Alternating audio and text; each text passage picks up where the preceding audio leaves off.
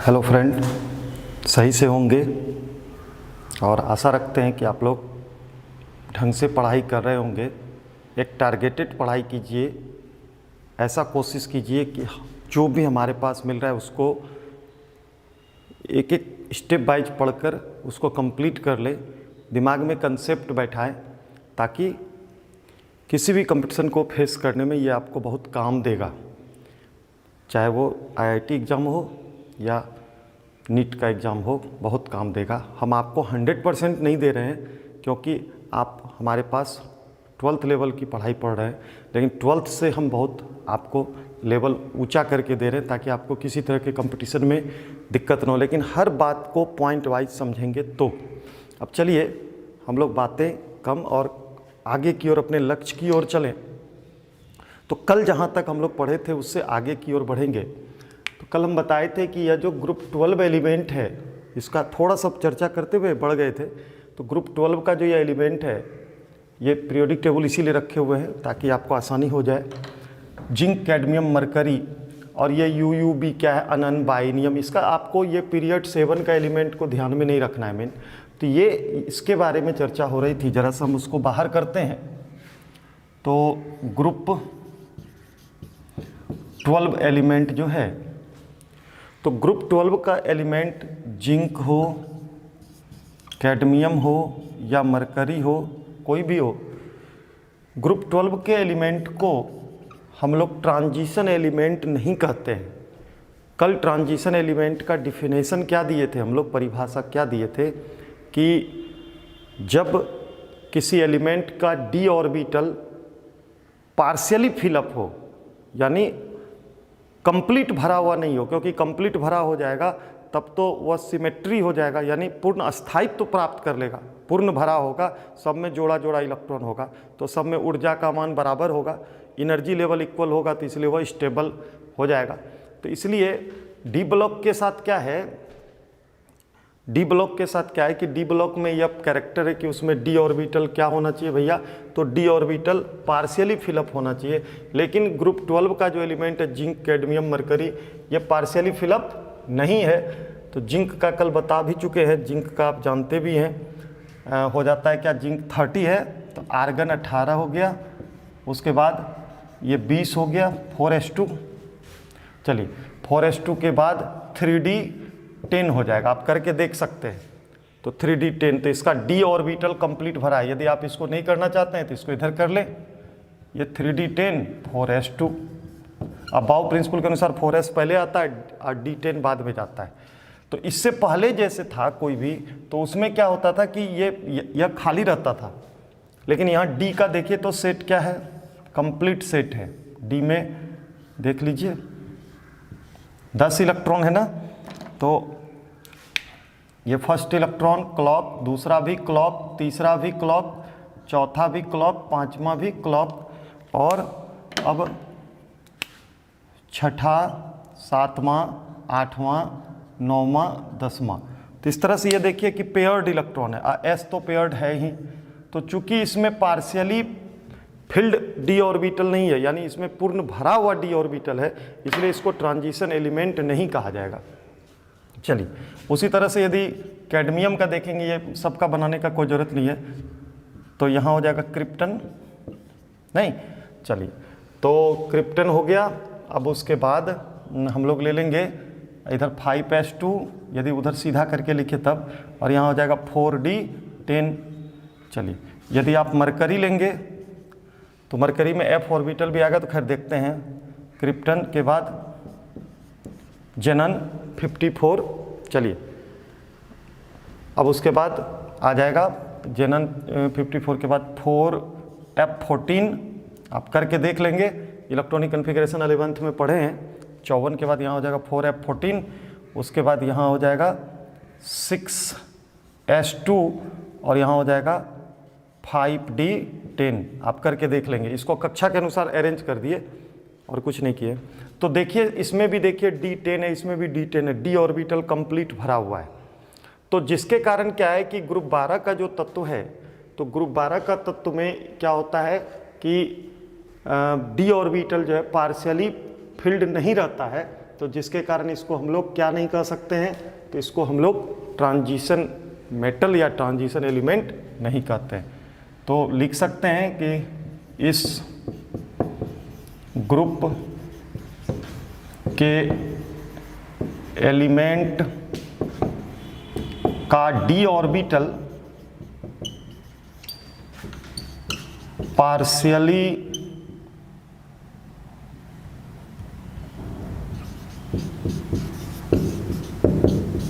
Fill up यानी भरा हुआ नहीं रहता है। पार्शियली फिलअप यानी अपूर्ण भरा नहीं रहता। अपूर्ण समझ रहे हैं, कंप्लीट भरा है। पार्शियली फिलअप नहीं रहता है, फलतः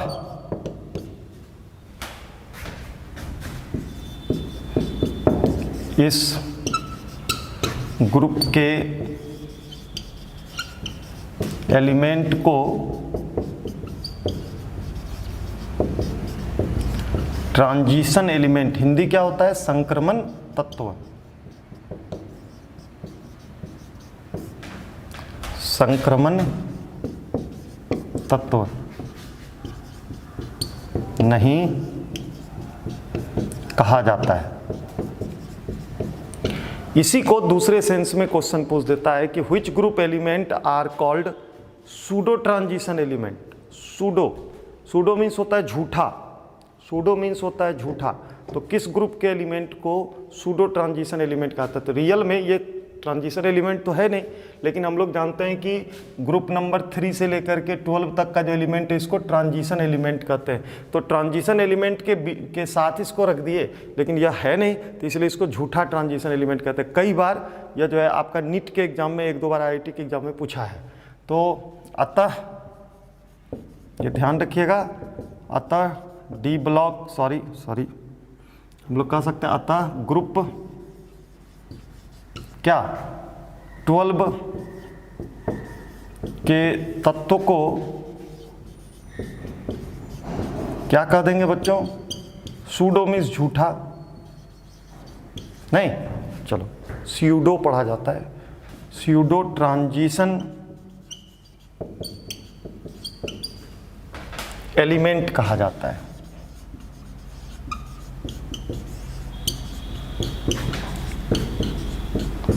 इसको हम लोग छद्म संक्रमण तत्व यानी झूठा संक्रमण तत्व कहते हैं। तो जरा सा हम इंग्लिश वाले बच्चों का भी लिख दें, और आप लोगों को जो PDF देते हैं, PDF का आंसर सिर्फ आपको एक दिखाए पैटर्न की किस तरह से क्वेश्चन पूछता है, लेकिन ये जरूरी नहीं है। आप तो ये जो मटेरियल ले रहे हैं यही काफ़ी है, एकदम सिंपल लैंग्वेज है। एग्जाम में लिखा भी रहता है कि विद्यार्थी अपने ही शब्दों में उत्तर दे, तो यानी आप अपने लैंग्वेज में देंगे तो ये लगभग आपसे मिलता जुलता लैंग्वेज है। इससे आप में क्षमता डेवलप होता है लैंग्वेज लिखने का। तो खैर चलिए, तो हम लोग लिख सकते हैं कि d orbital of group 12 element are partially fill up, therefore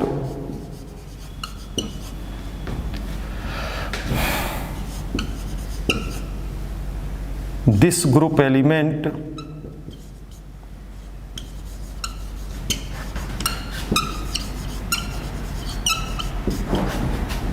are not called transition, not called transition element. इसको हम लोग ट्रांजिशन एलिमेंट नहीं कहेंगे। आल्सो कॉल्ड, तब इसको हम लोग कह देते हैं also called pseudo transition element, pseudo transition element, इसको झूठा ट्रांजिशन एलिमेंट हम लोग कह सकते हैं। चलिए, तो आप देखिए, तो यहाँ पर आप लोग सबका करेक्शन करके देख सकते हैं कि जिंक का कितना होता है, 30 होता है। तो आर्गन 18 हो गया, 18 और 10 28 2 30। आपको कन्फ्यूजन हो सकता था, इसलिए कैडमियम का आप जानते हैं 48 होता है। तो क्रिप्टन 36 36 10 36 10 46 और 2 48। और मरकरी का आप जानते हैं कि 80 होता है। तो जेनन का हो गया कितना 54, 54 और 14 70, 54 और 14 78, 78 और 10 78 और 54 और 14 68 हुआ, 68 10 78 78 2 80। तो खैर इससे कोई विशेष मतलब नहीं था, ये तो इनर्ट एलिमेंट का था, जानकारी के लिए दिए। तो ये ध्यान रखिएगा कि अब आपसे यदि पूछ दे कि ग्रुप 12 के एलिमेंट को ट्रांजिशन एलिमेंट क्यों नहीं कहा जाता है, तो इसकी जानकारी आप आराम से दे सकते हैं। लेकिन अभी कभी पूछ दे कि किस ग्रुप के एलिमेंट को सॉफ्ट मेटल ग्रुप का एलिमेंट कहा जाता है। सॉफ्ट मेटल, सॉफ्ट माने मुलायम धातु का ग्रुप किसको कहा जाता है, डी ब्लॉक में मुलायम धातु का ग्रुप किसको कहा जाता है।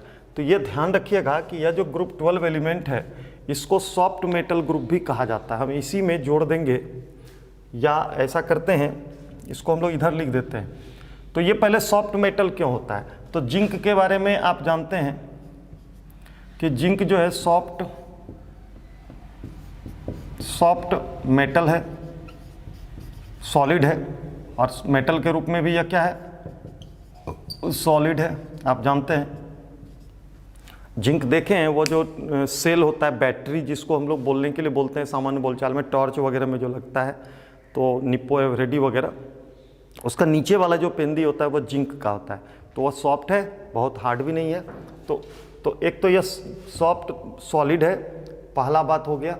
दूसरी बात क्या है कि इसका जो कैडमियम है, ये कैडमियम भी सॉलिड तो है, कैडमियम भी सॉलिड है, लेकिन ये 46 डिग्री सेंटीग्रेड पर लिक्विडिफाइड हो जाता है, लिक्विडिफाइड हो जाता है एट 46 डिग्री सेंटीग्रेड। सोच लीजिए कि कितना ही ज़्यादा हार्ड है कि 46 डिग्री पर लिक्विडिफाइड, दिख रहा होगा शायद, लिक्विडिफाइड द्रवित हो जाता है। 46 डिग्री, यानी ये 46 डिग्री तो गर्मी के दिन में दोपहर में टेम्परेचर रहता है ना, एटमॉस्फेयर का टेम्परेचर दोपहर में रहता है 46 डिग्री, और इस 46 डिग्री सेंटीग्रेड टेम्परेचर पर यह लिक्विडिफाइड हो जाता है। तो इसलिए भी तो लिखे हुए हैं liquidified at 46 degree centigrade, 46 degree centigrade तापक्रम पर यह द्रवित हो जाता है। और इसको तो खैर इसके बारे में तो कुछ बोल ही नहीं सकते, आप पहले से भी जानते हैं कि यह लिक्विड होता ही है। क्या भाई, तो यह तो आप यह पहले से भी जानते हैं कि यह लिक्विड होता है। क्या लिक्विड मेटल है, नहीं द्रवित धातु है। तो ऐसा नहीं है कि यही एक द्रवित धातु है। ऐसे हम लोग को यदि कभी पूछा जाता है तो हम लोग तुरंत बोल देते हैं कि सबसे द्रवित धातु कौन है, तो मैंने द्रवित धातु कौन है, तो मरकरी, क्योंकि ये लिक्विड स्टेट में ही मिलता है। और भी एक लिक्विड मेटल है, वो है फ्रांसियम। वो हल्का सा टेम्परेचर बढ़ेगा, जैसे नारियल तेल देखे हैं, तो नारियल तेल को आप फ्रांसियम नहीं बोल सकते, लेकिन नारियल तेल लीजिए और हल्का रूम टेम्परेचर में चेंजिंग होता है तो वो पिघल जाता है, या हाथ के तलहटी पर लेकर रगड़ते हैं तो पिघल जाता है। उसी तरह फ्रांसियम के साथ है, सिर्फ तलहटी पर लेकर के रगड़ दीजिए तो पिघल जाएगा। तो उसको भी लिक्विड स्टेट में ही माना जाता है, लेकिन यह तो बिल्कुल लिक्विड रहता है, आप जानते हैं। तो देखिए कि कितना सॉफ्ट है कि यह तो मुलायम रहता ही है, यह लिक्विड हो जाता है 46 डिग्री पर, और यह तो लिक्विड रहता ही है। तो इसलिए इसको सॉफ्ट मेटल ग्रुप भी कहा जाता है। यह ध्यान रखना है कि ये सभी सॉफ्ट मेटल का ग्रुप कहलाता है। तो इसको हम कैसे लिखें, तो हम इसको राउंड अप कर देते हैं। यहाँ ग्रुप 12 का जो ये जो एलिमेंट है, इसको इस तरह से हम घेर देते हैं ताकि सबको आसानी से समझ में आ जाए। और ये सब क्या कहलाता है, सॉफ्ट मेटल्स ग्रुप। ग्रुप 12 कौन है, आर ग्रुप 12। कभी पूछ दे कि पीरियोडिक टेबल में सॉफ्ट मेटल का ग्रुप या डी ब्लॉक में सॉफ्ट मेटल का ग्रुप कौन है, तो वह कौन है, तो वह ग्रुप 12 है। इसमें कहीं दिक्कत नहीं होना चाहिए आपको। अब चलिए हम लोग नेक्स्ट देखेंगे, इसको हटा ले, सामने में पीरियोडिक टेबल रखे हुए हैं कल वाला, जान करके कि आपको आसानी से समझ में हर बात आ जाए। अब हम लोग आगे बढ़ें। क्या ये क्या किए हैं, समझ में आ रहा है ना कि पहले 4s होता है तब 3D होता है, बाउ प्रिंसिपल को, लेकिन कक्षा के अनुसार सजा दिए। अंदर तीसरी होगा तब ना चौथी होगा, तो 3D अंदर कर दिए, 4s बाहर कर दिए, इस आधार पर सजा दिए, अरेंज कर दिए। अब इसको हटाना होगा बच्चों, क्योंकि समय कम है और थोड़ा सा बहुत सारा बात जानना है। तो इसलिए ज़रा सा देखा जाए जल्दी से। उसी तरह चलिए, जब हम लोग ग्रुप 12 की बात कर लिए तो अब एक बात और कर लेते हैं, ये ग्रुप 11 का पहले कर लेते हैं। ग्रुप 11 का भी बात कर लिया जाए। यहाँ पर देखते हैं, ये जो ग्रुप 11 है इसका बात किया जाए तो ग्रुप 11 का जो तत्व है कौन कौन है? कॉपर है, सिल्वर है, और कौन है? गोल्ड है।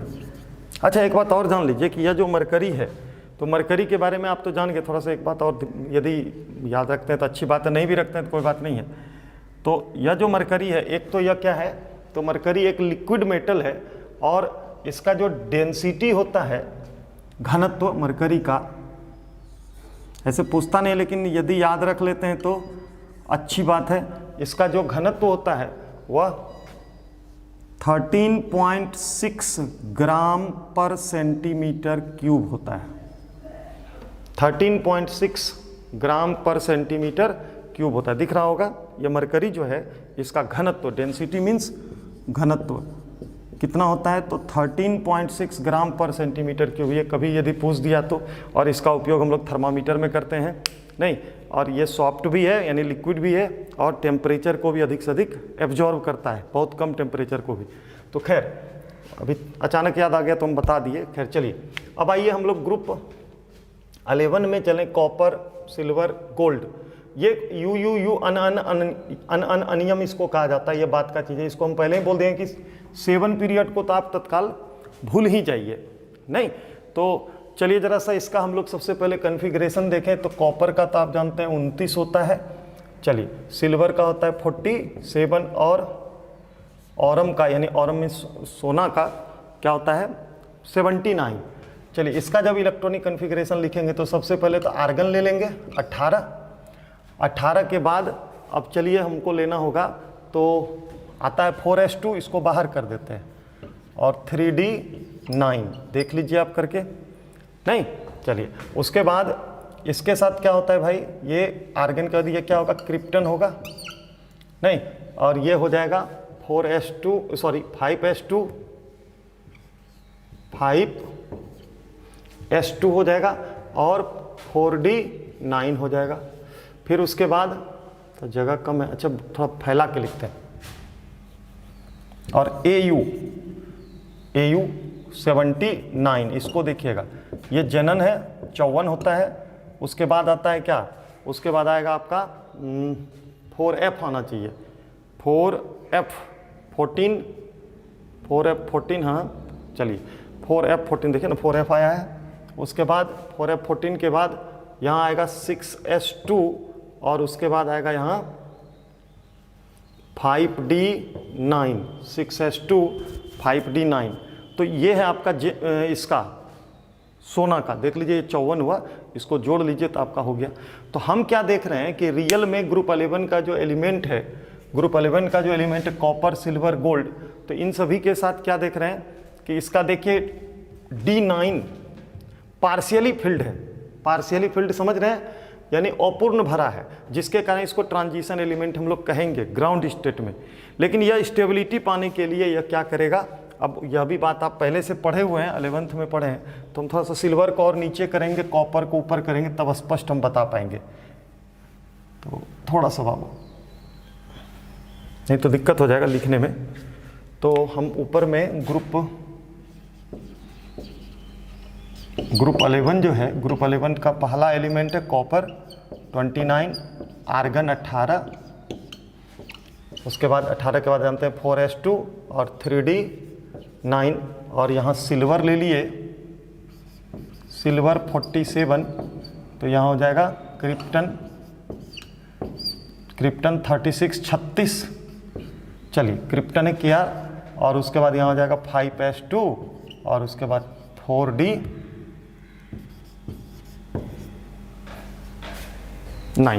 तो इतना सा तो आप पहले से जानते हैं। लेकिन रियल में क्या होता है कि ये देखिए यहाँ पर क्या है कि इसको D में 9 ही इलेक्ट्रॉन है,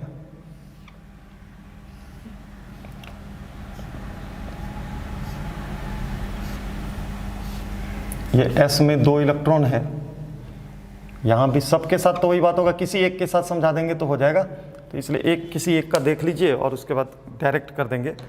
तो डी में जो 9 इलेक्ट्रॉन है तो कैसे सजेगा भाई, तो अबाव हुंड्स रूल के अनुसार पहला क्लॉकवाइज, दूसरा क्लॉकवाइज, तीसरा क्लॉकवाइज, चौथा क्लॉकवाइज, पांचवा क्लॉकवाइज। अब छठा इलेक्ट्रॉन जो होगा, इसमें 9 इलेक्ट्रॉन है, छठा इलेक्ट्रॉन एंटी क्लॉक, सातवां एंटी क्लॉक, आठवां एंटी क्लॉक, नौवां एंटी क्लॉक। तो देखिए ये पार्शियली भरा हुआ, मैंने पार्शियली फिलअप है, यानी पूर्ण भरा हुआ नहीं है, आंशिक भरा हुआ। पार्शियली फिलअप मैंने आंशिक भरा है, यानी कुछ ना कुछ उसमें इलेक्ट्रॉन की कमी है, तो ये ट्रांजिशन एलिमेंट कहलाएगा। लेकिन अब होता क्या है कि यह जो एस में जो 2 इलेक्ट्रॉन है, एक क्लॉकवाइज और एक एंटी क्लॉकवाइज, तो स्टेबिलिटी पाने के लिए क्या करेगा, ये अपना एक इलेक्ट्रॉन किसको ट्रांसफ़र कर देगा, तो ये अपना एक इलेक्ट्रॉन इसको ट्रांसफ़र कर देगा, जो आप पढ़े हुए हैं 11th में। तो जब इसको दे देगा तो उस स्थिति में अब क्या हो जाएगा, तो अब हो जाएगा इसका आर्गन 18 3d10 हो जाएगा और 4s1 हो जाएगा। एक इलेक्ट्रॉन इसको दे दिया तो ये d10 हो गया, भर जाएगा, और इसमें एक तो जानते हैं कि ये फुल फिल्ड हो जाएगा, ये हाफ फिल्ड, तब भी स्टेबिलिटी को पालेगा। सेम बात यहाँ भी होगा, तो क्रिप्टन तो हो गया, यहाँ हो जाएगा 4d10 और 5s1, ये सब आप पढ़े हुए हैं भाई। चलिए, और यहाँ पर भी क्या हो जाएगा, तो जेनन 4f14 5d10 हो जाएगा और 6s1 हो जाएगा। तो इस तरह से ग्रुप 11 का जो तत्व है उसको हम लोग ट्रांजिशन एलिमेंट कहेंगे, क्योंकि शुरू में तो यह क्या होता है कि पार्शियली फिलअप रहता है, बाद में स्टेबल हो जाता है, तो इसलिए इसको ट्रांजिशन एलिमेंट कहेंगे। बहुत बच्चे के दिमाग में यह रहता है कि सर इसको ट्रांजिशन एलिमेंट क्यों कहे, तो इसको ट्रांजिशन एलिमेंट कहेंगे। कोई तकलीफ, तो ये ध्यान रखना है आपको भैया। चलिए, तो अब हम लोग नेक्स्ट आगे की ओर बढ़ेंगे। ग्रुप एलिमेंट माने ग्रुप 11 तो हो गया, अब चलिए ग्रुप 6 की ओर चलते हैं हम लोग। ग्रुप 6 की ओर चलेंगे, या थोड़ा सा स्टेप बाय चलते हैं। ग्रुप 12 ले लिए, ग्रुप 11 ले लिए, तो जरा सा ग्रुप 10 का भी चर्चा कर ले। 12 ले लिए कि इसको सूडो ट्रांजिशन एलिमेंट कहते हैं, नहीं ये ट्रांजिशन एलिमेंट के गिनती में नहीं आता, ये ट्रांजिशन एलिमेंट है और सब एक्स्ट्रा स्टेबिलिटी को पूरा कर रहा है। एक्स्ट्रा स्टेबिलिटी समझते हैं अपना एक इलेक्ट्रॉन एस से किस में आ जाता है, डी में, ये सब पहले जानते हैं, और यही सब मेन इलेक्ट्रॉनिक कन्फिग्रेशन आपको दिमाग में रखना है। तो किसका दिमाग में रखना है आपको, ग्रुप 11 का, और फिर उसके बाद यहाँ 6 का। तो खैर चलिए, अब आइए हम लोग देखते हैं इसका 10 का भी जरा सा देख ले। तो 10 का हम लोग देख चुके हैं, कल ही पढ़ाए थे, पागल महापागल वाला बात बताए थे, तो उसी पर हम लोग चलेंगे। तो हम इसको हटा लें पहले, ये सब पॉइंट को आपको एकदम दिमाग में रखना ही होगा। इसको हटा लेते हैं, ग्रुप 12 हटा लें। सॉफ्ट मेटल का ग्रुप है, जिंक, कैडमियम, मरकरी,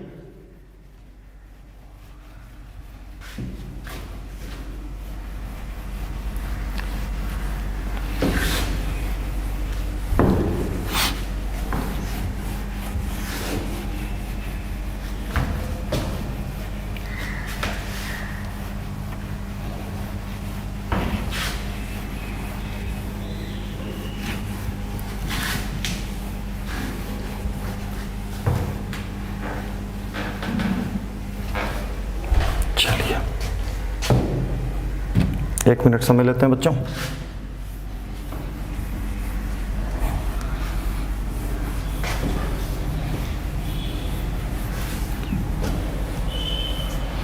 जो मेन ग्रुप है उसको जरा चर्चा कर लेना जरूरी है। 12-11 हो गया, अब 10 का चर्चा करेंगे ताकि हर बात दिमाग में रहे। तो इन सभी से आपको क्वेश्चन बहुत आसानी से ऑब्जेक्टिव वगैरह बन जाएगा, इसलिए बहुत ध्यान से आप देखेंगे। तो अब चलिए हम लोग ले लेते हैं ग्रुप 10।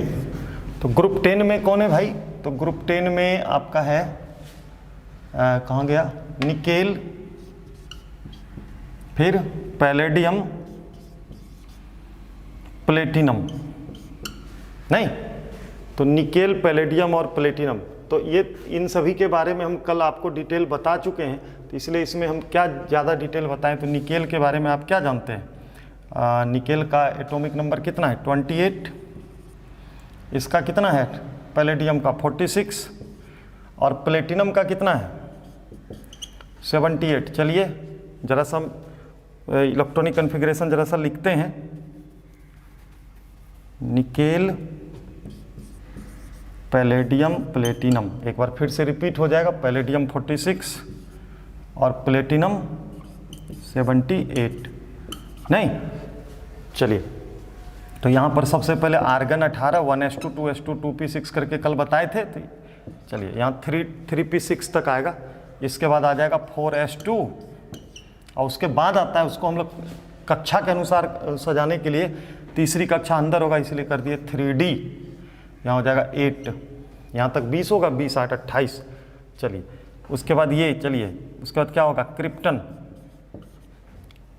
क्रिप्टन 36, नहीं उसके बाद यहाँ क्या हो जाएगा बोलिए, यहाँ हो जाएगा 5s2, यहाँ हो जाएगा 4d 8। कल इस पर चर्चा हुई है इसलिए आप चिंता नहीं करिएगा, फिर से एक बार लिख देंगे दिमाग में रिपीट हो जाएगा। इसके बाद इसका जनन 54 हुआ, उसके बाद हम लोग लिखे होंगे 4f 14, उसके बाद इधर आ जाएगा 6s2 और इधर आ जाएगा 6s2 के बाद 5d 8। तो कल इसके बारे में हम लोग चर्चा किए थे कि यह केमिस्ट्री का एक सबसे बड़ा पागल तत्व है, यानी पागल इस सेंस में बोले थे कि दिमाग में आ जाए, पागल प्योर पागल, वही महापागल। तो ये दिमाग में रखने के लिए सिर्फ, तो यही एक ऐसा एलिमेंट है कि इससे दोनों इलेक्ट्रॉन अपना ग्रहण कर लेता है। तो इस स्थिति में इसका परफेक्ट क्या हो गया भैया, तो हो गया क्रिप्टन 4d10। आप 5s नहीं भी लिखेंगे चलेगा, या लिखिएगा तो 0 लिखना होगा। तो आपको दिमाग में यह रखना है, ये वाला नहीं, ये चीज़ निकेल के साथ नहीं होता है। अब आइए प्लेटिनम के साथ हम लोग जानते हैं, क्योंकि निकेल के परमाणु का आकार क्या होता है छोटा, तो निकेल के आपके मन में क्वेश्चन उठेगा निकेल के साथ सर क्यों नहीं हुआ, तो निकेल में अधिक से अधिक कितनी कक्षा है 4 कक्षा है, तो नाभिक की ओर आकर्षण अधिक लगता है, तो सब इलेक्ट्रॉन एक दूसरे को ज़्यादा अट्रैक्ट करके रखता है, जिसके कारण ये इसको खींच नहीं पाता है। तो चलिए, और नाभिक की ओर आकर्षित है तो यह भी स्टेबल है, तो यह भी स्टेबिलिटी को पाया हुआ है। अब ये पीटी क्या करता है, पीटी के बारे में बोले थे कि रियल में यह इसको पूरा लेना चाहिए, जब अपने ग्रुप में यह 2 ले लिया तो इसको भी ले लेना चाहिए, नहीं लेता है तो इस स्थिति में क्या होता है, इसको 1 ही होता है, याद आ रहा है। तो इसका हम लोग क्या लिखेंगे, Xc4f14 5d9 और 6s1 यही लिखे थे, तो इसका ये दिमाग में रखना होगा नीचे वाला। तो ये हम लोग कल चर्चा कर चुके हैं, इसलिए बहुत बड़ी बात नहीं है, लेकिन इसके बारे में हम लोग कल चर्चा कर चुके थे। निकेल, पैलेडियम और प्लेटिनम में पैलेडियम और प्लेटिनम की चर्चा कल हो चुकी है। आपको दिमाग में है या नहीं है, एकदम दिमाग में रखिए। अब आइए जरा सा, यह जो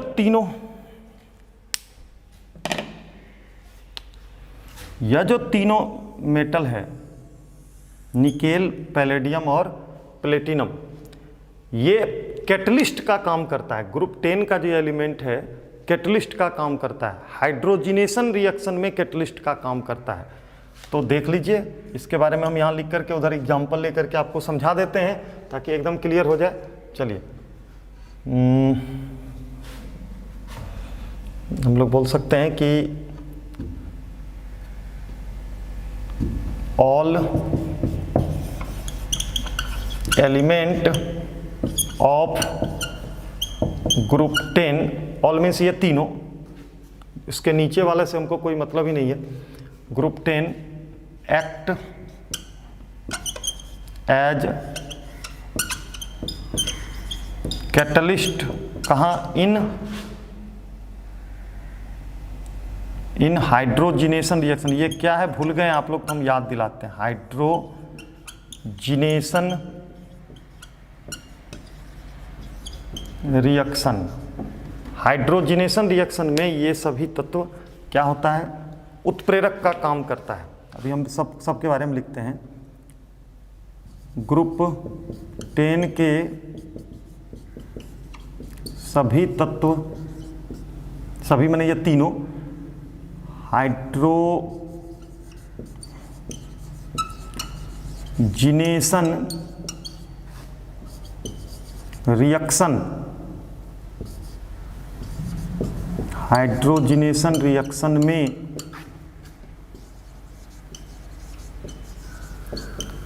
कैटलिस्ट का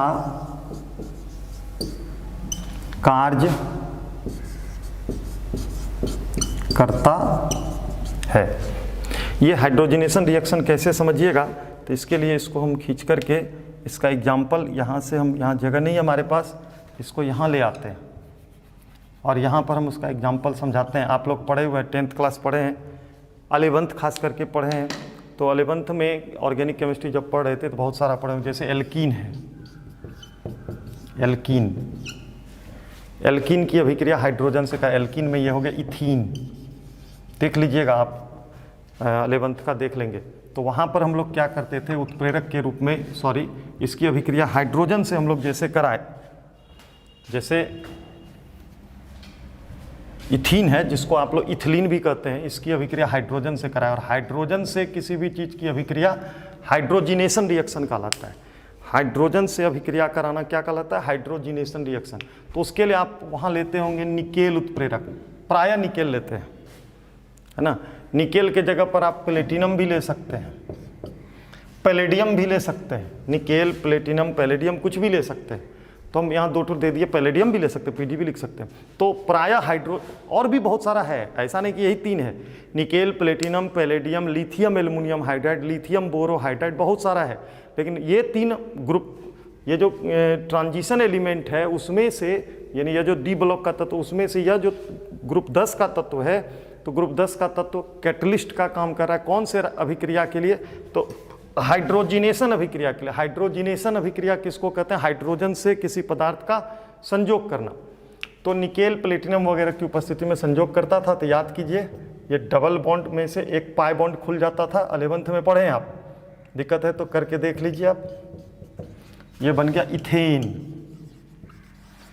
नहीं 2 हाइड्रोजन, एक हाइड्रोजन यहाँ बैठा, एक यहाँ बैठा, इथेन बन गया। तो ये आप लोग पढ़े हुए हैं, ये एग्जाम्पल दे दिए इसका। तो ये हाइड्रोजिनेशन रिएक्शन क्यों बोला गया, क्योंकि हाइड्रोजन से अभिक्रिया हुआ, और हाइड्रोजिनेशन रिएक्शन में ग्रुप 10 का तत्व काम करता है। तो कभी पूछ सकता है ऑब्जेक्टिव में कि किस ग्रुप डी ब्लॉक का कौन सा वर्ग हाइड्रोजिनेशन रिएक्शन में सहायक होता है, तो ग्रुप 10 नहीं, ग्रुप डी ब्लॉक का कौन सा वर्ग सूडो ट्रांजिशन एलिमेंट कहलाता है, ग्रुप 12। तो ये सब बात आप बता सकते हैं। ग्रुप डी ब्लॉक का कौन सा ग्रुप सॉफ्ट मेटल का ग्रुप है, कोमल धातु का ग्रुप है, तो आप दे सकते हैं ग्रुप 12। तो इस तरह से छोटी छोटी हर बात को आपको दिमाग में रखना होगा, तभी आप आगे बढ़ सकते हैं। अब आइए एक और जान लें, हम लोग कौन कौन जान लिए, ग्रुप 12 जान गए, ग्रुप 11 जान गए, ग्रुप 10 जान गए। तब एक और हम लोग लास्ट जान लेते हैं, ग्रुप 6। ग्रुप 6 को जान लें, और सब में कहीं कोई टेंशन नहीं है, लेकिन ये ग्रुप 6 को जान लीजिए। जो भी मैंने मेन आपको दिमाग में अटाना है वो हम आपको जानकारी दे रहे हैं। अब ये ग्रुप 6 के बारे में दिमाग में रख लीजिए। उसमें भी क्या, यही 3 क्रोमियम, मोलिब्डेनम और यह जो टंगस्टन है, वुल्फ्राम टंगस्टन W, यही 3 के बारे में। तो हम ग्रुप 6 का जानकारी देते हैं आपको। इसको हटा ले बच्चों, एक सेकंड।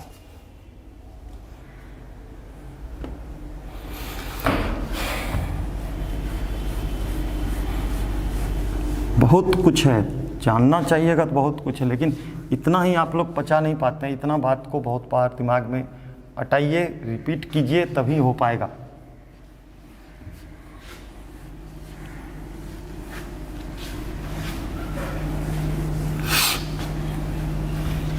हाइड्रोजनेशन रिएक्शन तो जान गए।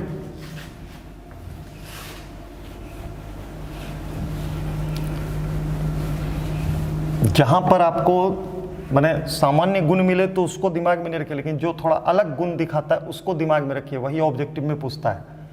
जो थोड़ा हट के होता है, ऑब्जेक्टिव मीन्स क्या कि जो होता है वो तो सब जानता है, जो कम होता है उसकी जानकारी सभी को नहीं होती है, तो वही क्वेश्चन के रूप में पूछा जाता है। तो इसलिए आपको ये दिमाग में रखना है कि हम लोगों को वह टारगेट लेके चलना है कि जो कम होता है उसको दिमाग में रखा जाए, ये ध्यान रखिएगा आप लोग।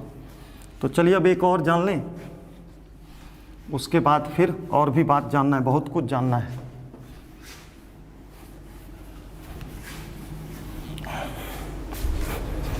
देखिए बच्चों, अब हम लोग ले लें, कहाँ गया ये ग्रुप 6। ग्रुप 6 का एलिमेंट कौन कौन है? क्रोमियम है, मॉलिब्डेनम है और वुल्फ्राम है जिसको टंगस्टन कहते हैं। तो क्रोमियम का 24, मॉलिब्डेनम 42 और टंगस्टन 74। कोई तकलीफ? चलिए अब हम लोग इसका लिखा जाए, कैसे होगा? क्रोमियम का आर्गन 18, उसके बाद 4s2 18 2 20 और 3d4 क्या 4s2 3d4। अब आइए मॉलिब्डेनम का देखें, थोड़ा नीचे करेंगे। मॉलिब्डेनम कितना था? 42। इसका भी लिखा जाए, आर्गन के बाद यहाँ हो जाएगा क्रिप्टन 5s2 और 4d4। चलिए नेक्स्ट देखते हैं वुल्फ्राम जिसको टंगस्टन कहते हैं। चलिए क्या बोल रहे थे, क्या लेते हैं? जेनन 54, उसके बाद 4f14 6s2 और 5d4 है ना। चलिए तो आइए जरा सा गौर कीजिए। आप ये बात जानते हैं यहाँ पर जिस तरह की ग्रुप नंबर 11 में रूल्स फॉर एक्स्ट्रा स्टेबिलिटी लागू हुआ है। एक्स्ट्रा स्टेबिलिटी क्या हुआ था कि यहाँ 4s2 था, 3d9 था, तो s का इलेक्ट्रॉन 9 में जंप किया था। तो यहाँ देखिए पहले d में देखिए तो पार्शियली फिल्ड इलेक्ट्रॉन है या नहीं है। पहले यहाँ पर s में 2 इलेक्ट्रॉन है, चलिए एक का दिखा देंगे, हो जाएगा। तो 4 इलेक्ट्रॉन है इसको, first electron clockwise, second electron clockwise, third electron clockwise, fourth electron clockwise. अब क्या है कि इसके पास मान लीजिए s के पास 2 इलेक्ट्रॉन है, first clock second anti clock. तो ये अपना एक इलेक्ट्रॉन स्टेबिलिटी पाने के लिए एक इलेक्ट्रॉन इसको दे सकता है, इसको दे देगा। और जब इसको दे देगा तो यहाँ हो जाएगा 3d5 और 4s1 हो जाएगा। तो यदि 5 भी हो जाएगा तब भी तो यह क्या है? पार्शियली भरा हुआ है, यानी आधा आधा सेट में ही भरा है, पूर्ण भरा हुआ नहीं है। तो ऐसे भी ट्रांजिशन एलिमेंट है तो इसलिए इसमें तो कहीं कोई टेंशन ही नहीं है। तो इसका तब रियल अब इलेक्ट्रॉनिक कन्फिग्रेशन क्या हो गया भैया? तो इसको हम लोग यदि अब लिखें तो आर्गन, एक इलेक्ट्रॉन इसका इसमें आया तो 3d4 के जगह हो गया 5 और 4s1। और आपको दिमाग में कौन सा रखना होगा? तो नीचे वाला नहीं, तो यह दिमाग में रखना है आपको। उसी तरह मॉलिब्डेनम के साथ भी होगा। तो क्या हो जाएगा मॉलिब्डेनम के साथ? क्रिप्टन, या एक इलेक्ट्रॉन इसको दे देगा 4d5 और 5s1, वही बात। लेकिन तो ये आपको मॉलिब्डेनम का कल भी शायद बताया गया था, तो ये दिमाग में रखना है। लेकिन ये जो टंगस्टन है इसमें चेंजिंग नहीं होगा। टंगस्टन में चेंजिंग क्यों नहीं होगा? Due to presence of f orbital. इसमें f ऑर्बिटल मौजूद है। तो f ऑर्बिटल क्या करेगा? इनर्ट पेयर इफेक्ट दिखाएगा, वो एक आवरण का काम करेगा। आवरण का काम करने के कारण क्या कर लेगा? f अंदर भलो है लेकिन f का तो आप जानते हैं, इस तरह से देखिए, देख लीजिए इसको जरा समझिए। नाभिक है, पहली कक्षा, दूसरी कक्षा, जो जरूरत है उसको बड़ा बनाएंगे, चौथी, पांचवी, छठी, तीसरी कक्षा, ये चौथी कक्षा हुआ,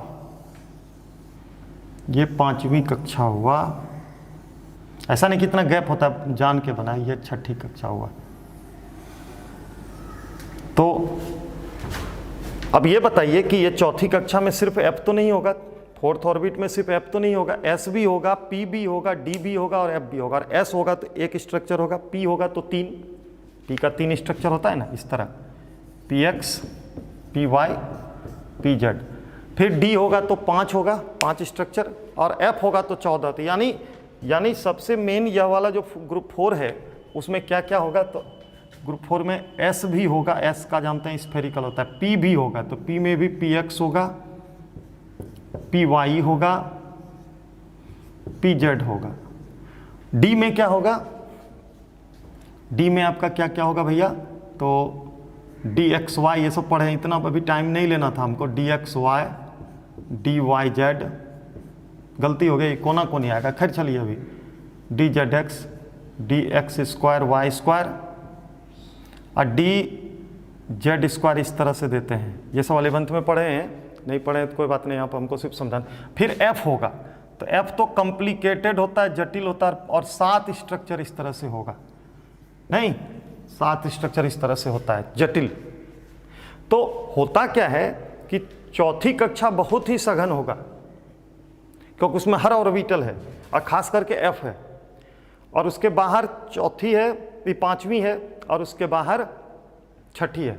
तो होता क्या है कि फिर उसी तरह से 5वीं में सोचिए तो फिर एस होगा, फिर इसी तरह से पी होगा, फिर डी होगा, और फिर एफ भी होगा, लेकिन एफ का जरूरत नहीं है, और इसमें एस होगा, तो एस यहाँ होगा।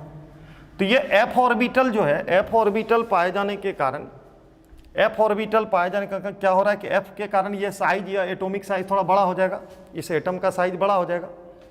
चौथा कक्षा एटम का साइज बोलिए, चौथा ऑर्बिट का साइज बड़ा हो जाएगा, क्योंकि एफ तो सब जटिल होता है और साथ साथ संरचना होता है। तो ये क्या होगा कि थोड़ा सा डिस्टेंस बढ़ा देगा इस कक्षा का, तो डिस्टेंस बढ़ा देगा तो एस से डी की दूरी बढ़ जाएगी। तो एस से बाहरी कक्षा, सॉरी ये नहीं, बाहरी कक्षा का एस, बाहरी कक्षा यदि ये 6ठी कक्षा हुआ तो 6ठी कक्षा के एस से डी की दूरी बढ़ जाएगी। ये तो नहीं है, ये हुआ 6ठी, कौन सा कक्षा, ये हुआ 6ठी कक्षा का एस, 6s, मान लीजिए ये 6s, तो ये हो गया 5d। तो 5d का 6s से दूरी बढ़ा, किसके कारण, एफ ऑर्बिटल के कारण। एफ तो जटिल होता है, तो जिसका दूरी बढ़ेगा तो आकर्षण कम लगेगा, जिसके कारण ये क्या होता है, यह इलेक्ट्रॉन को ये अपनी ओर खींच नहीं पाता है। तो इसलिए यह 6s1 और 4d 5d 5 नहीं कर दीजिएगा।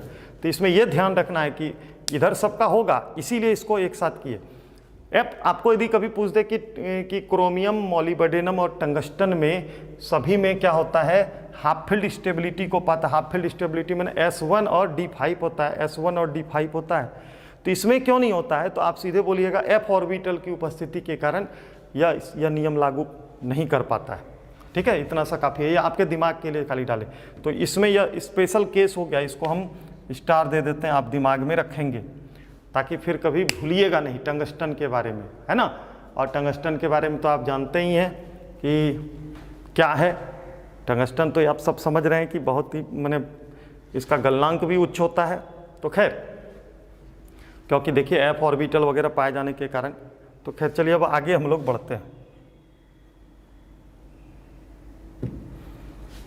बहुत सारा बात है, लगता होगा कि एक ही बात को बहुत ज़्यादा रिपीट कर रहे हैं। हम रिपीट नहीं कर रहे हैं, आपको हर बात को हम पॉइंट वाइज नहीं बता देंगे तो आपके दिमाग में बहुत ज़्यादा लड़ जाएगा, तो इसीलिए हर बात को थोड़ा थोड़ा कंसेप्ट दे रहे हैं।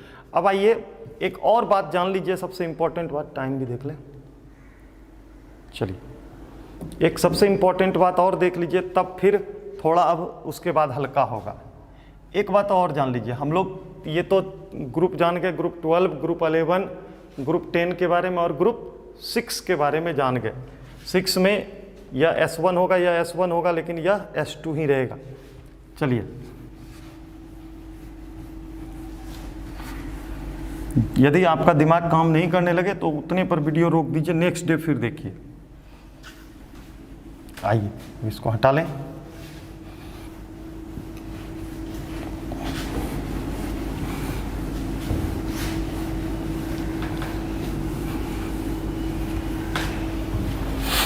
अब देखिए बच्चों, एक बात, सबसे इम्पोर्टेंट बात में एक बात और आता है, ये 4D stability, 4D extra stability एक टर्म आता है कि जिस एलिमेंट में 4D पाया जाता है, यानी चौथी कक्षा का D ऑर्बिटल पाया जाता है। क्योंकि अभी तो टंगस्टन के बारे में जाने कि उसमें F पाया गया, 4F, तो 4F होने के कारण वो स्टेबिलिटी को नहीं पा पाया, क्योंकि यदि पाता तो यहाँ पर क्या होता, S1 हो जाता और D5 हो जाता। तो ये यदि F ऑर्बिटल मिल गया 4F, तब फिर स्टेबिलिटी को वह नहीं पाएगा। लेकिन यदि 4D है तो उसके साथ क्या होता है, तो वह थोड़ा एक्स्ट्रा स्टेबिलिटी को दिखाता है। इस बात को हम स्पष्ट करने जा रहे हैं। तो आइए इस बात को आप जरा सा ध्यान से समझिएगा। 4D एक्स्ट्रा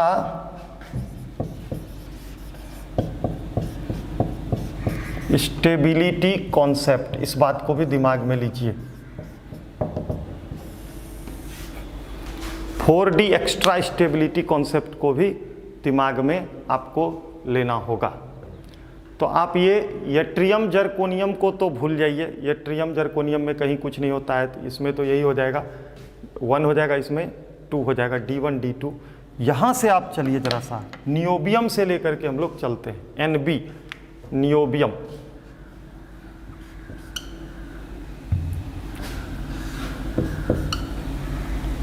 नियोबियम, मॉलिबडेनम अभी तुरंत पढ़े थे, मॉलिबडेनम,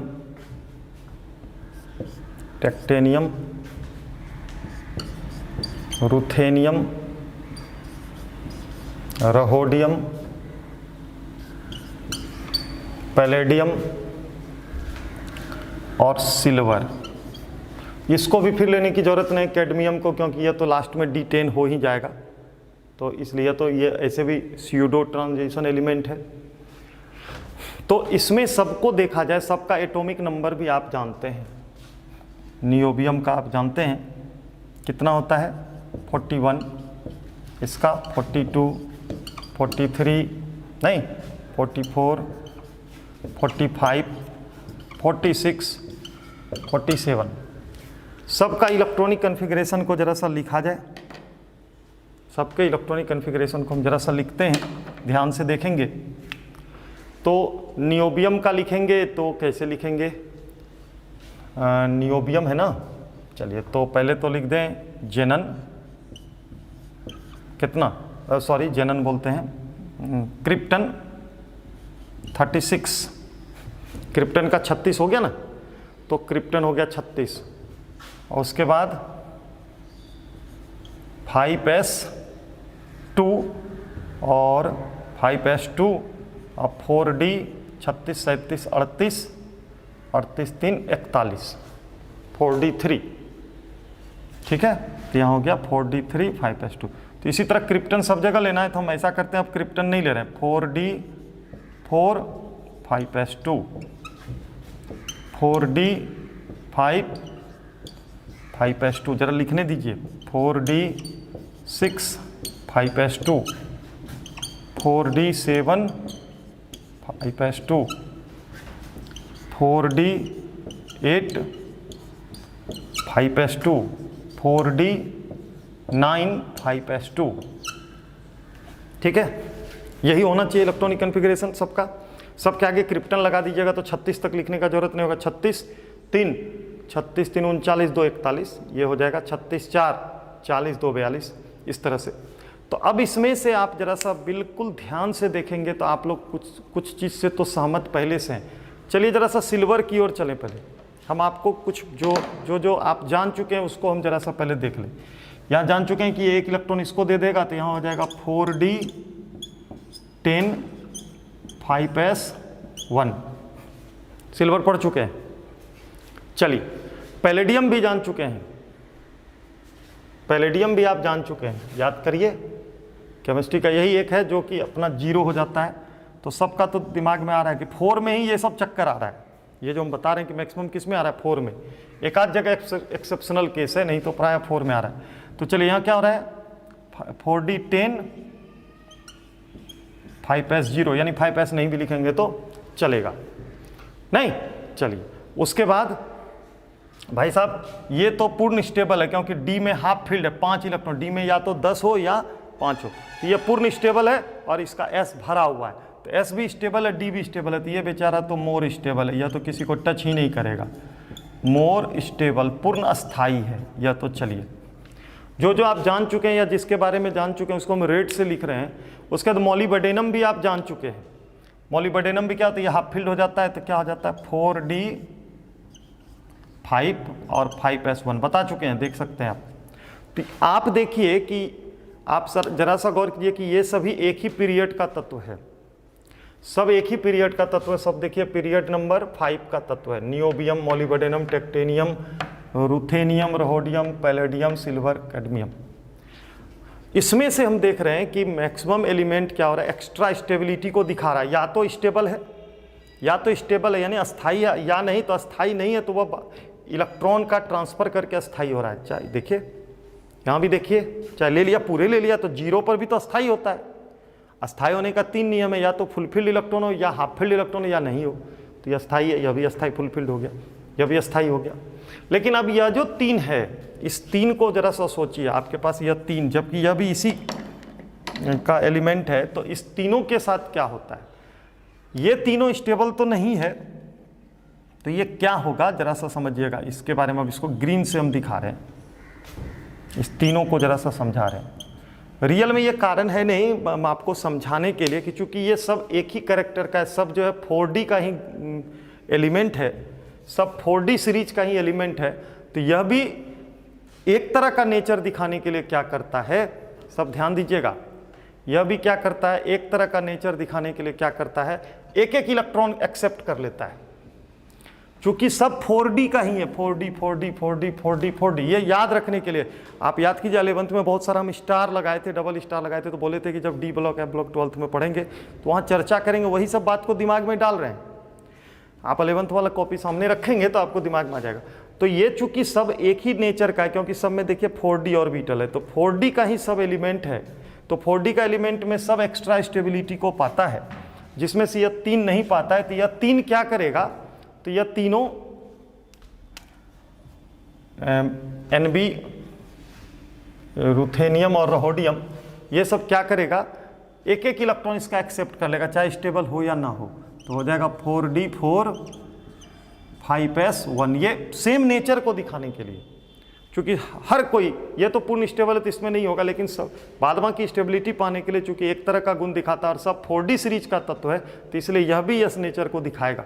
तो इसका हो जाएगा 4D7 5s1 और इसका हो जाएगा 4D8 5s1। ये दिमाग में रखना है आपको कि 4D सीरीज का जो भी है, अरे शुरू वाला तो भूल जाना है आपको, ये ट्रियम जर्कोनियम, क्योंकि इसके बारी कक्षा में इसके डी में 1 इलेक्ट्रॉन, इसके डी में 2 इलेक्ट्रॉन, तो उसको तो 1 और 2 के कारण तो नहीं होगा। लेकिन बाद बाकी में, क्योंकि बाद बाकी में क्या है कि 4D सीरीज का, और लास्ट में आपका यह जो कैडमियम है, कैडमियम के साथ भी क्यों नहीं होगा, क्योंकि ये सब ट्रांजिशन है पूर्ण अस्थायी है। तो 4D सीरीज का जो भी तत्व है प्रायः क्या होता है, एक्स्ट्रा स्टेबिलिटी को दिखाता है किसी न किसी ढंग से। उसमें 3 तत्व नहीं दिखाता था, नियोबियम, रुथेनियम और रहोडियम। तो यह भी एक गुण को दिखाने के लिए क्या होता है, s का 1 इलेक्ट्रॉन ले लेता है नहीं, और उसके बाद क्या हो जाता है भाई, माने ये हाफ फील्ड हो जाता है, तो ये बाहरी कक्षा का s अस्थाई हो गया और 1 इलेक्ट्रॉन d में ट्रांसफर हो जाता है। ठीक है, तो ये समान गुण दिखाने के लिए ऐसा किया, इसी को कहा था 4D एक्स्ट्रा स्टेबिलिटी कंसेप्ट। तो ये है 4D एक्स्ट्रा स्टेबिलिटी कंसेप्ट।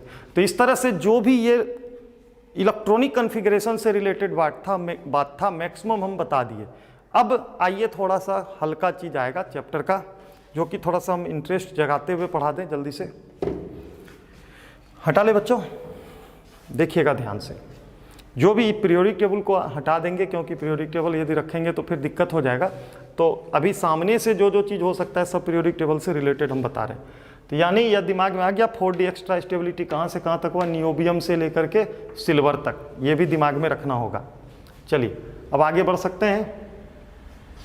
आइए अब जरा सा हम लोग क्या करें कि इतना सारा बात पढ़ लिए, लेकिन हम लोग अभी तक यदि हम लोगों को बोल दिया जाए कि कोई एलिमेंट है, ओस्मियम है, पैलेडियम है, टेक्टेनियम है, किस ग्रुप और किस पीरियड का तत्व है, तो हम लोग नहीं जानकारी दे सकते हैं, क्योंकि ये अभी पता ही नहीं आपको। 11th में पढ़े थे लेकिन भूल गए होंगे, कोई बात नहीं है। तो चलिए तुरंत हो जाएगा।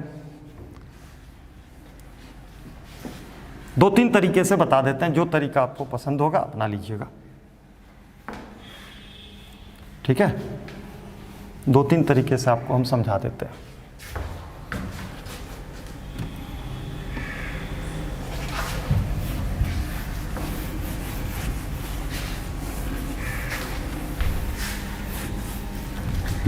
तो हेडिंग दे रहे हैं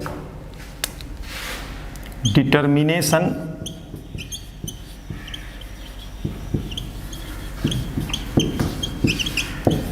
of position in periodic table. Periodic table में स्थान का निर्धारण, पीरियोडिक टेबल में स्थान का निर्धारण। चलिए पीरियोडिक टेबल में स्थान का निर्धारण कैसे करेंगे, कोई एलिमेंट है उसका स्थान का निर्धारण कैसे करेंगे। तो इसमें तो बहुत सारी बात को आप पहले से भी जानते हैं, हम जरा सा लिख दें उसके बाद आगे बढ़ेंगे। सबसे पहले पीरियड में कहीं कोई दिक्कत नहीं होगा, यानी सॉरी हाँ, पीरियड नंबर बताने में कहीं कोई दिक्कत नहीं होगा, क्योंकि पीरियड माने आवर्त संख्या, पीरियड नंबर हिंदी में कहते हैं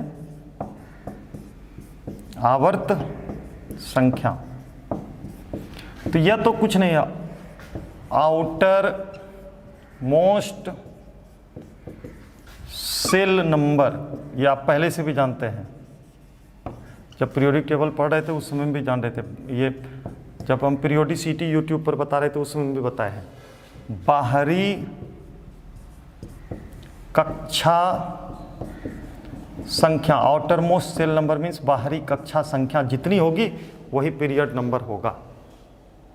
ठीक है, अब ग्रुप के लिए क्या करना होगा, ये पहला मेथड बता रहे हैं और ये ही सबसे सूटेबल मेथड आपको देगा हर तरह से, मेथड फर्स्ट। लेकिन इसके अलावा आप और भी मेथड चाहेंगे तो हम देंगे। अब ग्रुप नंबर के लिए भी बताते हैं, तब उसके बाद हम इकट्ठा प्रैक्टिस करा देंगे। देखिए 4D ब्लॉक एलिमेंट, ये सिर्फ डी ब्लॉक के लिए बता रहे हैं। 4D ये डी ब्लॉक में लागू होता है, 4D ब्लॉक एलिमेंट। और सबके लिए तो ग्रुप नंबर बताना आसान है। बाहरी कक्षा में जितना इलेक्ट्रॉन होता है वही, यानी वैलेंस इलेक्ट्रॉन जितना होता है वही ग्रुप नंबर कहलाता है। लेकिन यहाँ पर ग्रुप नंबर कैसे निकालेंगे, तो डी ब्लॉक एलिमेंट के लिए देखिए हम लोग कैसे निकालेंगे group number. Group number valence electron से ही निकालेंगे, लेकिन कैसे निकालेंगे इसको समझिए। सबसे पहले कोई भी एलिमेंट है उसके बाहरी कक्षा में जितना इलेक्ट्रॉन होगा, जैसे मान लीजिए कि सपोज दैट जिंक है 30, 1s2 2s2 करके भी लिख सकते हैं, या आर्गन दे देते 1s2 2s2 2p6 3s2 3p6 4s2 और 3d10। देख लीजिए 30 हो गया, 2 2 4 6 10 2 12 6 18 2 20 10 30। लेकिन यदि कक्षा के अनुसार सजाया जाए तो तीसरी कक्षा अंदर जाएगा, तो हम थोड़ा सा डायरेक्ट कर देते हैं 3d10 और 4s2 बाहर कर दिए, ये बाहरी कक्षा है। तो देखिए पीरियड बताना तो बहुत आसान हो गया, क्योंकि आउटर मोस्ट सेल नंबर, तो आउटर मोस्ट कौन है, चौथी, ये अंदर था तो क्या चौथी ही ना बाहर होगा जब बनाएंगे तो आउटर मोस्ट सेल नंबर 4 है, तो इसलिए ये पीरियड 4 का तत्व होगा। तो देखिए तो जिंक जो है पीरियड 4 का तत्व है या नहीं है, क्योंकि 7 पीरियड में से डी ब्लॉक की शुरुआत कहाँ से होता है, 4 से लेकर के 7 तक ही रहता है, तो पीरियड 4 का तत्व है। अब आइए ग्रुप नंबर बताने के लिए बोल रहे हैं कि क्या करना है कि बाहरी कक्षा में जो इलेक्ट्रॉन होगा यानी वैलेंस इलेक्ट्रॉन वो लेंगे ग्रुप नंबर बताने के लिए। चलिए इलेक्ट्रॉन, जिसको वैलेंस इलेक्ट्रॉन भी कहते हैं, प्रेजेंट इन आउटर सेल, समझिएगा ध्यान से, ग्रुप नंबर डी ब्लॉक का, तब कभी मिस नहीं करिएगा। और भी ट्रिक बताएंगे उसमें, किसी किसी जगह पर लागू नहीं होगा, इसलिए आपको दिक्कत होगी। इसलिए electron present in outer shell plus second outer shell कौन हुआ, आउटर व बाहरी, ये चौथी, तो सेकेंड आउटर ये हुआ तीसरी। तो सेकेंड आउटर सेल में टोटल इलेक्ट्रॉन कितना है उसको जोड़ लीजिए, ये 2 6 8 10 18। तो यानी सेकेंड आउटर सेल का टोटल इलेक्ट्रॉन पहले ले लीजिए, total electron of second outer shell, बाहर से जो दूसरी कक्षा होगी, सेकेंड आउटर सेल का मतलब समझ गए कि बाहर से जो दूसरी कक्षा होगी उसका टोटल इलेक्ट्रॉन ले लेंगे और दोनों को जोड़ देंगे। यहां पर लिखे हुए प्लस, दोनों को क्या कर देना है, जोड़ देना है। किसको किसको जोड़ना है, बाहरी कक्षा के इलेक्ट्रॉन को और दूसरी बाहरी कक्षा में उपस्थित कुल इलेक्ट्रॉन को, और डिवाइड कर देना है कितना से, 2 से। ग्रुप नंबर आपको पता चल जाएगा। अब आइए जरा सा प्रैक्टिस कर लेते हैं। आइए एच फॉर एग्जाम्पल जिंक से ही शुरुआत करते हैं। यहाँ जिंक लिखा हुआ है, तो आउटर मोस्ट सेल नंबर क्या है 4, because outer most shell number equal to 4। बाहरी कक्षा ये हुआ कक्षा, ये आगे में लिखा था पहली कक्षा, ये दोनों दूसरी, ये तीसरी, ये चौथी। तो outer most shell number 4, therefore period, period माने आवर्त इक्वल टू 4। जिंक चौथे आवर्त का तत्व है। अब आइए ग्रुप निकालने के लिए क्या बताए, ग्रुप नंबर निकालने के लिए क्या तरीका बताए। आउटर सेल बाहरी कक्षा में उपस्थित इलेक्ट्रॉन, तो बाहरी कक्षा में कितना इलेक्ट्रॉन है 2, चौथी कक्षा में 2 इलेक्ट्रॉन है यहाँ। और सेकेंड आउटर सेल में कितना इलेक्ट्रॉन 2, 6, 8, 10, 18। अब बाय 2 नहीं, गलती कर दी है, सॉरी यार सॉरी, मिस्टेक हो गया।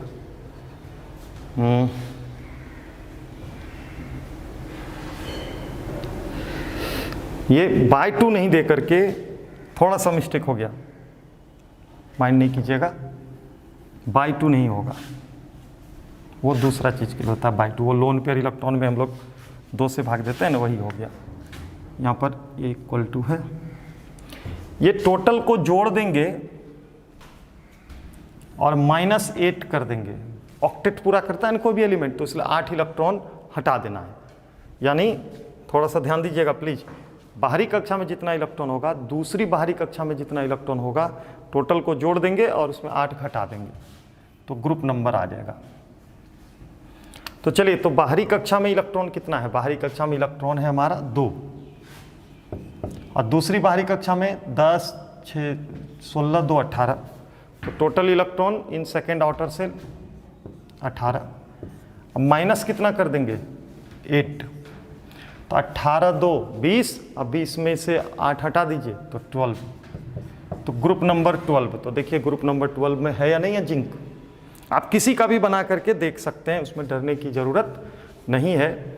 मान लीजिए कि यह एग्जाम्पल नंबर फर्स्ट ले लिए, एग्जाम्पल नंबर सेकेंड हम ले रहे हैं सिल्वर 47। चलिए, तो सिल्वर 47 के लिए सिल्वर का पूरा लिखना होगा, तो इधर तो हटेगा नहीं, तो इसको थोड़ा सा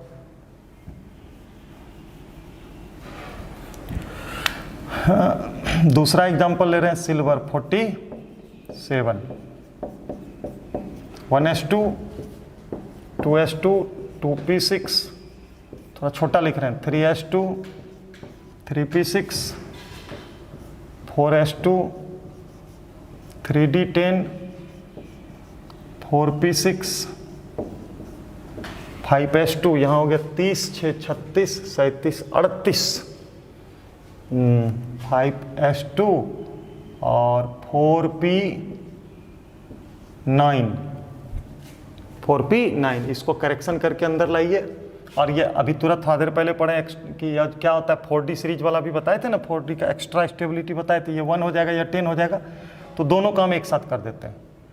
ये 5s2 हो गया, यहाँ था 4d9, तो ये s1 हो जाएगा, और ये कितना हो जाएगा 10 नहीं, s1 10। तो खैर ये लिखिए नहीं लिखिए उससे कोई देखिए बाहरी कक्षा संख्या कौन है 5, ये देखिए बाहरी कक्षा संख्या 8 होगा, आगे वाला 5, ये वह पहली कक्षा, ये दोनों दूसरी, ये तीसरी। इसको भी इधर कर सकते थे, सबको एक तरफ कर दीजिए तो अच्छा रहेगा। 3D को इधर कर दीजिए, तीसरी सब एक तरफ कर देते हैं। 3d10, 4s2, 4 वाला एक तरफ हो गया और 5 वाला एक तरफ हो गया। तो आउटर सेल में एक इलेक्ट्रॉन है, खैर उससे मतलब नहीं, अभी आउटर सेल नंबर चाहिए, इलेक्ट्रॉन नहीं चाहिए। देखिए पीरियड नंबर निकालने के लिए आउटर मोस्ट सेल नंबर सिर्फ चाहिए, तो आउटर मोस्ट सेल नंबर कितना है 5, तो डायरेक्ट लिख देते हैं पीरियड इक्वल टू 5। अब ग्रुप नंबर कैसे निकालिएगा, तो अभी तुरंत पढ़े कि आउटर सेल में जितना इलेक्ट्रॉन, तो आउटर मोस्ट सेल में इलेक्ट्रॉन 1 है, अब प्लस सेकेंड आउटर सेल का कुल इलेक्ट्रॉन, तो सेकेंड आउटर सेल ये 3, ये हुआ, तो 10, 6, 16, 2, 18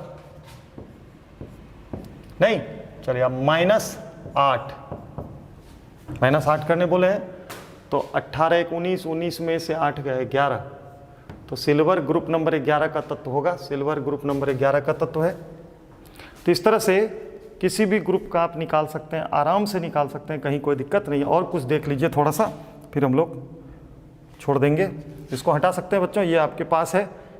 एक दो ट्रिक भी बताएंगे और, लेकिन वो शॉर्ट ट्रिक है, उसमें कुछ जगह पर लागू होगा, कुछ जगह पर आप फ्लॉप कर जाएंगे।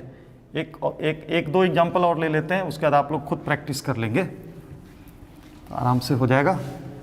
फॉर्मूला आपके पास है,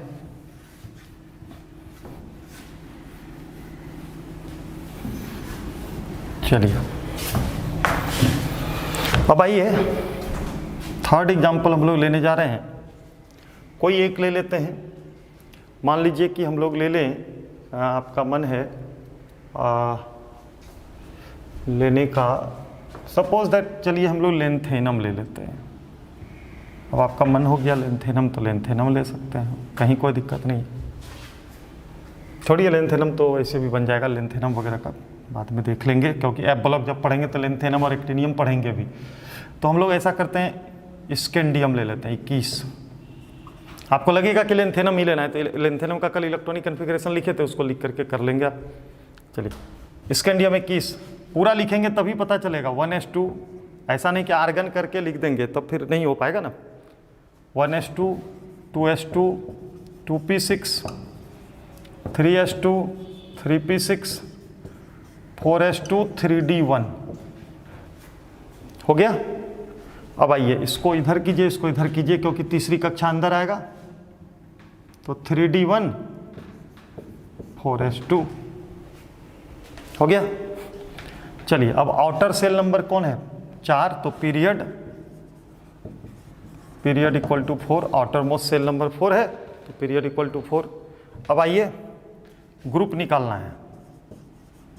तो आउटर मोस्ट सेल में कितना electron? 2, plus second outer most shell में कितना इलेक्ट्रॉन? ये सेकेंड आउटर सेल है, 1 प्लस 6 प्लस 2, तो 2 6 8 1 9, माइनस कितना बोले हैं? 8। ये बाय हम बार बार क्यों दे देते हैं? चलिए यहाँ से ऐसे कर देते हैं। तो चलिए, तो यहाँ देखिए 9 2 11, 11 में से 8 गया 3, तो ग्रुप नंबर 3। देखिए तो स्कैंडियम ग्रुप नंबर 3 का एलिमेंट है क्या नहीं? आज के समय में ये 1b 2b भी सिखा देते हैं, लेकिन पहले यह समझ लीजिए कि आज के समय में जो चलता है ये 1 2 3 4 5 6 मॉडर्न पीरियोडिक टेबल में लिखा हुआ मिलेगा आपको। 1b 2b भी बता देते हैं, तो 1 2 3 4 5 6 करके मिलेगा। ठीक है, तो यह तो आप जान गए कि जो रियल था बात वो हम आपको सिखा दिए।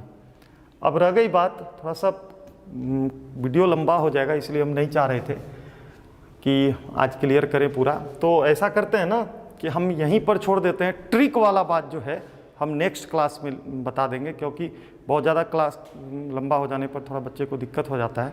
तो अब ट्रिक है, लेकिन ट्रिक में कुछ जगह पर लागू होगा, कुछ जगह पर नहीं लागू होगा। जैसे एक तो सिंपल बात बता देते हैं, आप देखिएगा ज़रा सा, यहाँ देखिए एटॉमिक नंबर देखिए स्कैंडियम का, ट्रिक सिखा रहे हैं ग्रुप नंबर बताने का। स्कैंडियम का देखिए एटॉमिक नंबर कितना? 21, जोड़ दीजिए 2 1 3, देखिए group number 3, 2 2 4 group number 5 4, 2 3 5 group number 5।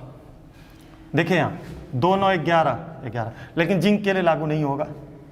तो ट्रिक में क्या है ना कि कुछ जगह पर फ्लॉप भी कर सकता है, इसलिए मेन बात यह है, यह दिमाग में रखना है। और भी बता देंगे, बी वाला भी बता देंगे, समय थोड़ा कम है तो नेक्स्ट क्लास में करेंगे बच्चों। आप लोग घर पर इतने बात को रिपीट कीजिएगा बार बार और मेहनत कीजिए। ठीक है, धन्यवाद।